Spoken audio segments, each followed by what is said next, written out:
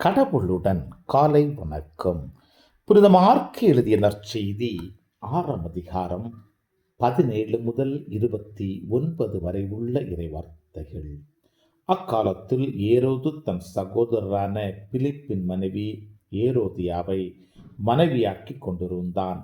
அவள் பொருட்டு ஆளனுப்பி யோவானை பிடித்து கட்டி சிறையில் அடைத்திருந்தான். ஏனெனில் யோவான் ஏரோதிடம், உம் சகோதரர் மனைவியை நீர் வைத்திருப்பது முறையல்ல எனச் சொல்லி வந்தார். அப்போது ஏரோதியா அவர் மீது காழ்ப்பு கொண்டு அவரை கொலை செய்ய விரும்பினாள். ஆனால் அவளால் இயலவில்லை.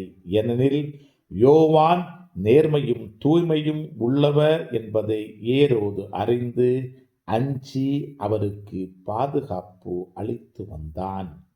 அவர் சொல்லை கேட்டு மிக குழப்பமுற்ற போதிலும் அவருக்கு மனமு வந்து செவி சாய்த்தான். ஒரு நாள் ஏரோதியாவுக்கு நல்ல வாய்ப்பு ஒன்று கிடைத்தது. ஏரோது தன் பிறந்த நாளில் அரசவையினருக்கும் ஆயிரத்தவர் தலைவர்களுக்கும் கலிலேயா முதன்மை குடிமக்களுக்கும் ஒரு விருந்து படைத்தான். அப்போது ஏரோதியாவின் மகள் உள்ளே வந்து நடனமாடி ஏரோதையும் விருந்தினரையும் அகமகளச் செய்தாள். அரசன் அச்சிறுமியிடம், உனக்கு என்ன வேண்டுமானாலும் கேள், தருகிறேன் என்றான். நீ என்னிடம் எது கேட்டாலும், ஏன் என் அரசில் பாதியையே கேட்டாலும் உனக்கு தருகிறேன் என்றும் ஆணையிட்டு கூறினான். அவள் வெளியே சென்று நான் என்ன கேட்கலாம் என்று தாயை வினவினாள்.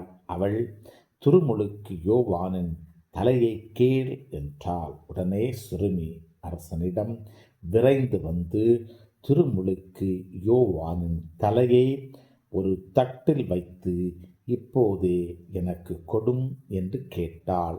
இதை கேட்ட அரசன் மிக வருந்தினான். ஆனாலும் விருந்தினர் முன் தான் ஆணையிட்டதால் அவளுக்கு அதை மறுக்க விரும்பவில்லை. உடனே அரசன் ஒரு காவலனை அனுப்பி யோவானுடைய தலையை கொண்டு வருமாறு பணித்தான்.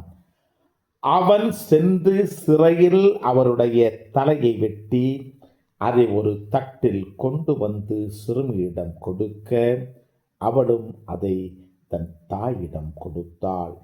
இதை கேள்வியுற்ற யோவானுடைய சீடர்கள் வந்து அவருடைய உடலை எடுத்துச் சென்று ஒரு கல்லறையில் வைத்தார்கள். கிறிஸ்துவின் நற்செய்தி. இந்த நாள் இனிய நாளாக அமைய வாழ்த்துக்கள்.